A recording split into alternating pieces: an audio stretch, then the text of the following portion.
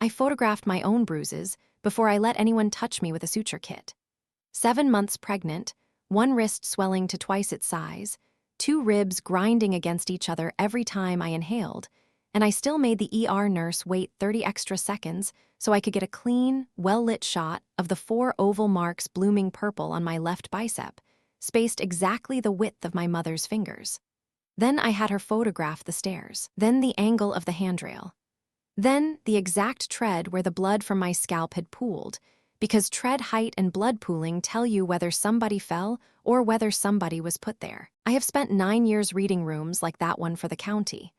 Bodies don't get to lie to me, and neither does the furniture around them.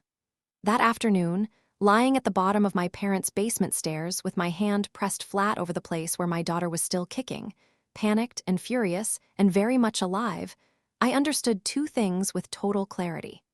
My mother had just tried to end a pregnancy she considered an inconvenient signature, and I was the only person in that house who knew exactly how to make sure a jury would never believe her version of what happened next. Welcome back to Paper Trail Justice.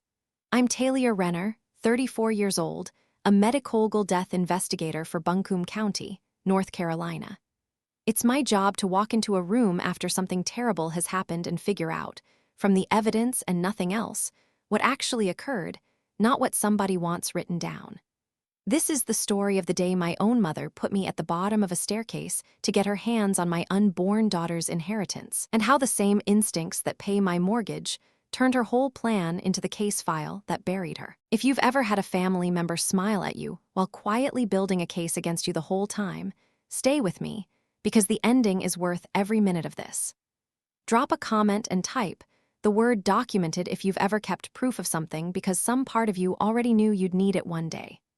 And if these calm, true-to-life stories about the quiet ones who kept their own receipts are your thing, subscribe to Paper Trail Justice, because I've got a folder full of these, and I intend to keep opening it. I grew up the second daughter in a house that only had room for one favorite, and it was never going to be me. My father, Roger Renner, ran Renner and Holt Construction, the company his own father built out of a single dump truck and a line of credit in 1974. My mother, Denise, ran the house the way a stage manager runs a production. Every lamp, every centerpiece, every daughter positioned exactly where the light was best. That light always found my older sister, Brooke. Brooke got the dance recitals, the debutante gown, the corner bedroom. I got told, more than once and always with a smile, that it was a good thing I was smart, because I certainly wasn't going to coast on anything else. I remember exactly one moment growing up when the light briefly swung my way, at 13, when I won a statewide science fair with a project on decomposition timelines that made half the judges visibly uncomfortable. My mother's only comment, delivered in the car on the way home while Brooke sulked in the back seat about not placing in her own pageant that weekend, was that I should try to develop a hobby that doesn't involve dead things. So people didn't get the wrong idea about me at parties. I did not develop a different hobby. I developed a career. My mother's favoritism was never loud enough to be easy to point to, which was, I understand now, entirely the design. It lived in small allocations, who got the front seat on family trips, whose school project got framed in the hallway, whose overdraft got quietly covered without a lecture attached. When I got engaged, she asked twice in the same phone call whether Cole's pension would hold up if he ever left police work, and never once asked whether I was happy. When Brooke got engaged 8 months later, my mother cried actual tears at the restaurant table. I used to think the difference between us was about which daughter she loved more. It took me 34 years and one flight of stairs to understand that it was never about love at all. It was about which daughter she believed she could still use. So I coasted on being smart. I studied forensic science, then death investigation, and I built a career my mother described at dinner parties as Talia's little job with the coroner, delivered in the exact tone she used for other people's timeshares. She never once asked what the job actually involved. If she had, she might have thought twice about what she tried to do to me on the 17th of March. The job involved, among other things, a case in my second year that taught me everything I'd need 4 years later, though I didn't know it at the time. An elderly man had died at the bottom of his own stairs, and his son swore up and down it was an accident, the same story almost word for word, that families tell in front of stairs more often than you'd think. It took me 6 hours with a laser measure and the son's own phone records to prove the fall had happened somewhere else entirely, and that the staircase had only ever been a stage. I learned that day that people who stage a fall almost always get one small physical detail wrong because they're thinking about the story, not the geometry. I filed that fact away and never expected to need it inside my own family. My grandfather, Walton Renner, died 4 years ago and left behind a trust that everyone in the family called Walt's Rainy Day, because that's what he'd always called it himself. The mechanism was simple and, I'll admit, a little old-fashioned. $500,000, held in trust, released the moment the first Renner great-grandchild was born and formally registered under a documented legal guardian. Walt's way of making sure his money went toward an actual child's future and not a down payment on somebody's speedboat. Walt used to let me sit at his workshop table on Sunday afternoons while he tracked every payment the company made by hand into a bound leather ledger he refused to computerize. Because, as he put it, a screen can be changed and nobody can prove it after the fact. A book, you have to physically alter, and altering things leaves marks if you know where to look. He gave me his old brass drafting pen the year I got into my forensic science program, and he told me the same thing every time money mattered enough to argue about at that table. Numbers don't lie, Talia. People do. Your job is to know the difference. He also told me once, quietly, the year before he died, that he'd written the guardian clause into the trust specifically because he didn't fully trust Roger's judgment with a lump sum, and he wasn't entirely sure about Denise's either. He never explained what he meant by that.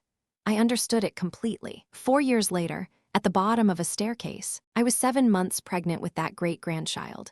My husband, Cole Ashworth, a homicide detective with the Asheville Police Department, and I had already picked out a name. We had not, at any point, discussed cutting my parents in on the timeline. Brooke's wedding was 6 weeks out. Brooke's wedding, according to the vendor invoices, my mother left face up on the kitchen island like she wanted me to see them, cost more than my entire first house. And my father's company was 2 months from a routine surety bond audit that, if certain numbers didn't come back into balance before the auditors arrived, was going to end with him in a courtroom instead of a hard hat. None of that was information I had yet. I only had the invitation to Sunday dinner and the manila folder waiting on the dining table when I got there. "Sit down, sweetheart," my mother said, sliding the folder toward my plate before I'd even taken off my coat. "Your father and I had Marsh draw this up. It's simple. It just needs your signature." It was titled, in the kind of dense legal font that's designed to be skimmed rather than read, a voluntary shared guardianship designation. Stripped of the language, it named my mother as co-guardian of my daughter's share of Walt's trust the moment the baby was born. Not raising her, not caring for her, just holding legal guardianship over the money, which under the trust's own wording was enough to trigger the release immediately instead of waiting for the baby's actual birth certificate and a probate judge, which normally took months. "We need it processed before the wedding," my mother said, tapping one manicured nail against the signature line. "It's the cleanest way for everyone." "I'm not signing over guardianship of anything that belongs to my daughter," I said, and closed the folder. My father didn't look up from his plate. He hadn't looked up once since I'd walked in, which, looking back, should have told me more than the folder did. I stood up to leave. My mother's chair scraped back hard enough to leave a mark on the hardwood, and she crossed the kitchen in 4 fast steps and put both hands into my shoulders with the flat, calculated force of someone who had already decided exactly how much force this was going to take. The basement door was 3 feet behind me. I didn't fall so much as I was delivered to the top of that staircase and then removed from my own balance entirely. I have investigated enough falls to know that the body does one of 2 things on the way down. It flails, trying to catch anything, or it curls, trying to protect whatever matters most. Mine curled. I got my forearms locked across my belly, and my chin tucked before the first stair took my hip out from under me.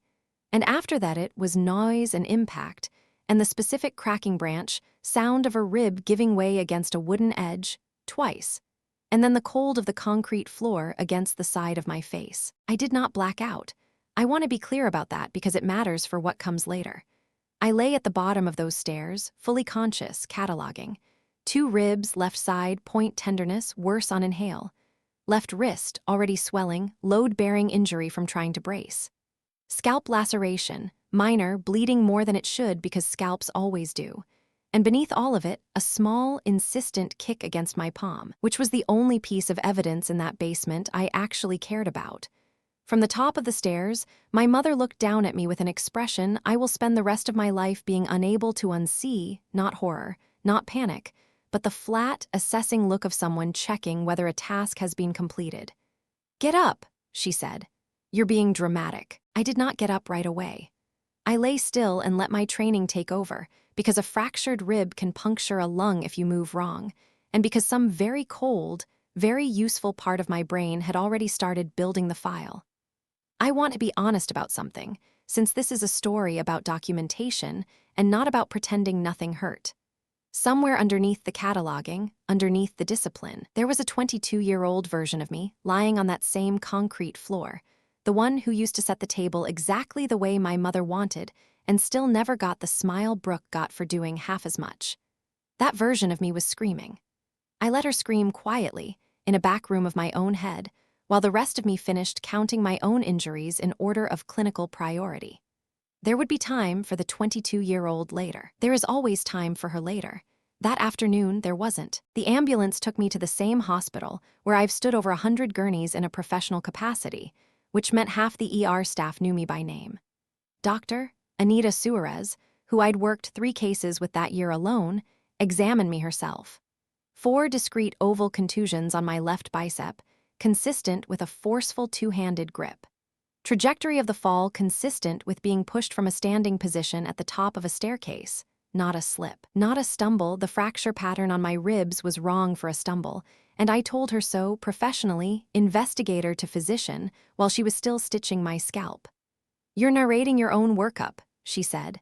"Somebody has to," I told her, "and I'm cheaper than a second opinion." She photographed everything herself, time-stamped, chain of custody exactly the way I would have demanded it from anyone else.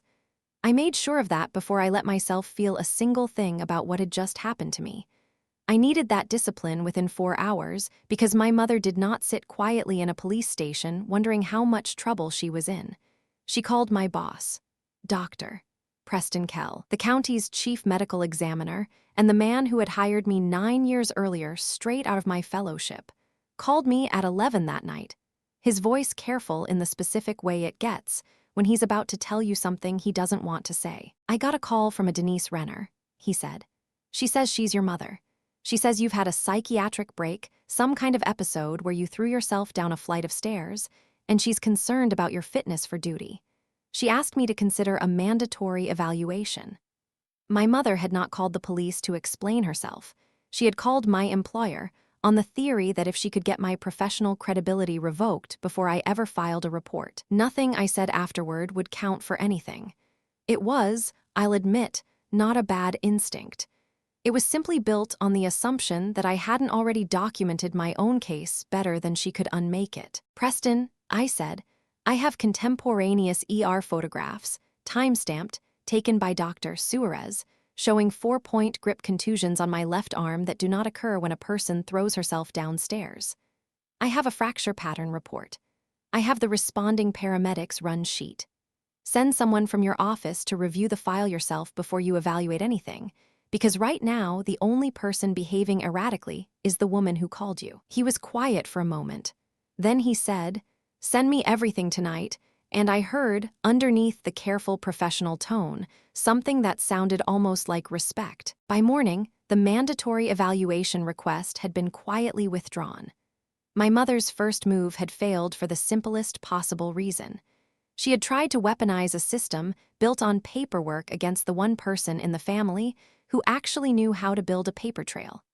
Her second call came 4 days later, aimed somewhere I hadn't fully armored yet. A caseworker named Diane Osai from the County Department of Social Services showed up at my front door on a Tuesday morning with a folder of her own, explaining, politely and entirely by the book, that her office had received a report alleging I had a history of self-harm and concerning ideation about the pregnancy. and that state guidelines required a home safety assessment before the baby was born. I let her in, I made her coffee. Then I handed her in order the ER discharge summary, Dr. Suarez's contusion photographs, the paramedics' run sheet, and a one-page timeline I had typed up the night before, every call and every witness listed by name and date. MS, Osai read all 4 pages standing at my kitchen counter without sitting down. "This report doesn't match any of this," she said finally. "No," I agreed. "It doesn't." She closed the file within the hour and noted, in her own report, that the referral appeared to directly conflict with contemporaneous medical evidence. My mother had spent a false statement to a state agency to buy herself 4 days, and all it had actually bought her was one more sworn document, sitting permanently in a state file cabinet, confirming exactly how far she'd already gone. If you're the kind of person who's ever had to prove, in writing, that the version of events being told about you wasn't true, type the word steady in the comments right now, because that's exactly the kind of steady hands this story is about to require. And I want you to subscribe to Paper Trail Justice before we get there, because it's about to get a great deal worse before it gets better. Cole came home from a double shift to find me sitting up in a hospital bed with an evidence log open on my laptop instead of crying, which he told me later was somehow the most frightening thing he'd seen all week, including the homicide he'd worked that afternoon. I gave him the facts in order, the way I'd give them to any detective walking into a scene late. The folder, the push, the 4 contusions, the call to my employer. He listened without interrupting, the particular stillness he gets when he's already 3 steps ahead of what I'm telling him. He was quiet for a long moment after I finished, long enough that I asked him what was wrong. "Nothing's wrong with the plan," he said. "I'm just recalibrating how angry I'm allowed to be about this, while you're the one who has to stay calm enough to prosecute it properly." It was, I think, the single most Cole sentence he has ever said to me, and it's the reason I married a homicide detective instead of anyone who might have wanted to handle this the fast, satisfying, legally catastrophic way. "She's not done," he said. "People like your mother don't stop when the first play fails, they escalate." He was right, and it took less than a week to prove it. Cole is not a general, and he doesn't command a strike team, but he is a 14-year homicide detective with a direct line to the district attorney's economic crimes unit, and he had one question that turned out to matter more than anything else in this story. "Why does your family need $500,000 released this specific month?" It was a question my mother had never once had to answer to anyone, because nobody in our family had ever thought to ask it. I decided it was time somebody did. Cole was careful to remind me, more than once, that I was walking a line most investigators never have to walk, building a case against my own mother while still technically employed by a county office that answered, indirectly, to some of the same civic circles she moved in. "If you get this wrong," he told me one night, sitting across from me at our kitchen table with a legal pad between us instead of dinner, "she'll paint you as an unstable pregnant woman who tried to destroy her own family over money. If you get it right, there's no version of this where she gets to paint you as anything." I told him I intended to get it right.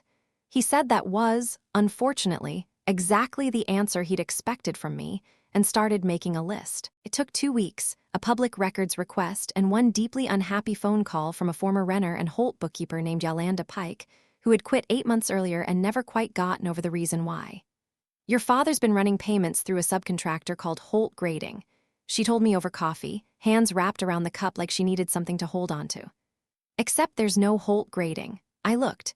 "It's a shell, registered to a P.O. box, and it's been billed for grading work on 3 job sites that never got graded. About $140,000 over 11 months. The company carries a surety bond, the kind every contractor is required to hold, and every 3 years the bonding company sends auditors to verify that the numbers on paper match the dirt in the ground. That audit was scheduled for late spring. If the missing $140,000 wasn't back in the account before then, my father wasn't looking at a bad quarter.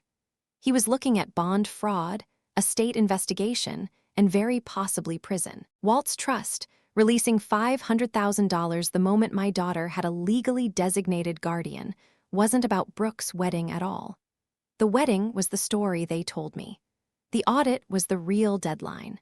My mother hadn't tried to steal a signature to help my sister buy a nicer cake. She had tried to steal my daughter's inheritance to cover up my father's crime before the state came looking, and she had been willing to put a pregnant woman down a flight of stairs to make the calendar work. Before I set anything else in motion, I drove 2 hours to see a retired bookkeeper named Ruth Prout, 78 years old, who had kept Renner and Holt's books by hand for 31 years before my father let her go the year after Walt died. She still lived alone outside Marshall, in a house crowded with filing cabinets she'd never once considered throwing away. "I told your father a shell subcontractor would catch up to him eventually," she said, before I'd finished explaining why I'd come. "I told your grandfather the same thing about him 20 years ago when Roger tried something almost identical with a supplier account. Walt covered it quietly that time, made Roger pay every cent back out of his own paycheck over 3 years, and never told your mother the real reason, just told her Roger was learning discipline." She got up, disappeared into a back room, and came out with an old accordion file of her own, carbon copies of ledger pages from 2 decades earlier, kept, she told me, in case anybody in that family ever tried it twice. She had been waiting for that particular phone call for 20 years and had never once expected it to come from me. "Your grandfather built that guardian clause the way he did because he already knew," she said, pressing the file into my hands. "He just never lived long enough to be proven right about it in front of anyone who could actually do something. Looks like that's you now." I did not confront her with any of it. Instead, 3 days after Yolanda Pike's coffee, I called my mother and told her, in a voice I made sure shook exactly the right amount, that I'd talked to Cole, that my ribs hurt worse than I could stand, and that I would sign whatever she needed if it meant this could finally be over. "I knew you'd come around," she said. "Friday, Marcia's office. Bring the folder." I hung up and looked at Cole. She took the bait. He was already on the phone with Assistant District Attorney Renata Cho. Marsh Whitfield's conference room sat on the 9th floor of a downtown office building, all glass and recessed lighting. The kind of room designed to make people feel small enough to sign things quickly. What my mother didn't know was that Ada Cho had, with a judge's signature, and Marsh Whitfield's own quiet, furious cooperation once he understood what he'd nearly notarized, gotten a consent recording device installed in the room the night before. What none of us knew until we were already inside was that, not trusting a single point of failure, my mother had arranged 2 separate assistance teams for that morning. One waiting in the parking garage, which 2 of Cole's colleagues had already intercepted and questioned before it ever got out of the van, and a second, smaller team she'd quietly booked into a side office down the hall, close enough to be called in on 30 seconds' notice. I walked into that conference room the morning of the meeting, looking exactly like a woman who had lost the fight 3 days earlier and hadn't slept since. I hadn't needed to fake most of it. 7 months pregnant with 2 healing ribs will do that to a person without any help from cosmetics. What I had faked was the surrender in my posture, and I had practiced it in a mirror the way I practice testimony before a hard cross-examination, every detail deliberate, right down to the tremor in my hand when I picked up the pen. My mother sat at the head of the table in cream linen, radiating the particular calm of a woman who believes the outcome has already been decided. My father stood behind her chair, sweating through his collar, staring at the tabletop. Brooke sat to the side, checking her phone, annoyed at having been dragged downtown for a family matter that was, in her mind, beneath her wedding week attention. "Sign it, Talia," my mother said, sliding the folder across the glass. "It's the cleanest way for everyone." Behind her, the conference room's side door cracked open just far enough for 2 men in plain navy polos to step halfway into the room. Neither of them spoke. Neither of them needed to. My mother had made sure I saw them standing there before I ever touched the pen, a wordless reminder of exactly what the cleanest way for everyone was going to mean if I didn't sign quickly. I picked up the pen. I let my hand shake exactly as much as it had the day before, no more. Then I set the pen down without signing anything, looked past her, and asked my father one question. "Dad, why does it have to be today? The bonding audit isn't until late spring." The color left his face in a single visible drop. He didn't manage a denial. He didn't manage anything but a long, wet exhale that turned into words nobody in that room could stop once they started. "I forged the subcontractor invoices," he said, to the table, to his hands, to no one in particular. $140,000. If I don't replace it before the audit, I go to prison for bond fraud." His voice cracked in the middle of the sentence and didn't recover. I told your mother, we needed the money moved before spring. My mother did not comfort him. She did not even look surprised. She turned toward him with the sharp, assessing stare of someone recalculating a liability, and in that half-second of recalibration, I watched 20 years of family mythology come apart in real time. Then she turned back to me, and the calm finally broke. You always had to make everything difficult, she snapped, standing so fast her chair skidded back into the window ledge. She came around the table fast enough that Marsh Whitfield actually flinched, and she grabbed my wrist, the same wrist that was still healing, hard enough that I felt the fracture line light up white behind my eyes. You will sign this paper right now, or I will have you declared unfit, and I will raise that child myself. Do you understand me? I understand that you just said that out loud. I told her, in a room with a working microphone under the table, to the same daughter you already tried to put down a flight of stairs once this month. The office door opened before she finished processing the sentence. 2 Asheville PD officers and Ada Renata Cho came through it, followed by Cole, who had been listening from the hallway the entire time and had clearly reached the outer edge of his professional patience the moment my mother's hand closed around my wrist. Denise Renner, Officer Marquez said, already reaching for her free arm, you're under arrest for assault and for attempted extortion related to a guardianship filing under investigation by this office. My mother's hand let go of my wrist on reflex, and for one full second she simply stared at the badge in front of her like it belonged to a species she'd never encountered. 20 years of assuming that money, charm, and a good last name made her untouchable had just made contact with something that had absolutely no protocol for negotiating. This is insane, she said. I'm her mother. Talia, tell them this is insane. I didn't say anything. I let the recording, which Renata Cho was already confirming had captured every word clearly, say it for me. My father was arrested separately, 20 minutes later, on the courthouse steps, on charges of construction fraud and forgery, after Yolanda Pike's documentation and the county's own audit trail confirmed everything he'd already confessed to in that conference room. Brooke, to absolutely no one's surprise once you understood who'd raised her, did not defend either of them. The moment the second officer turned toward her to ask what she knew, she talked for 11 straight minutes, placing the entire idea for the guardianship scheme squarely on our mother, and asking twice whether she personally was going to be arrested for anything, because she genuinely had nothing to do with any of it. She just wanted her wedding to happen.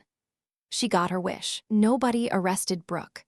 The wedding, however, no longer had a venue deposit, because the account that had funded it had been frozen the same afternoon as part of the fraud investigation. Marsh Whitfield resigned from representing any member of my family within the week and sent me, unprompted, a short handwritten note apologizing for how close he'd come to notarizing a document he now understood had been built entirely on a hospital-adjacent threat. I appreciated the note.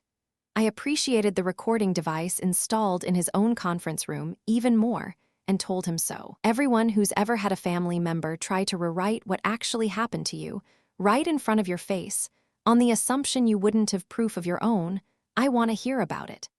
Type the word documented again if you've made it this far, and subscribe if you haven't yet, because this story has one more piece of paper left to file, and it's my favorite one. My mother's attorney tried exactly one defense in the run-up to trial, that I had staged the entire fall myself, out of some long-simmering resentment, to frame her for a crime that had never actually happened.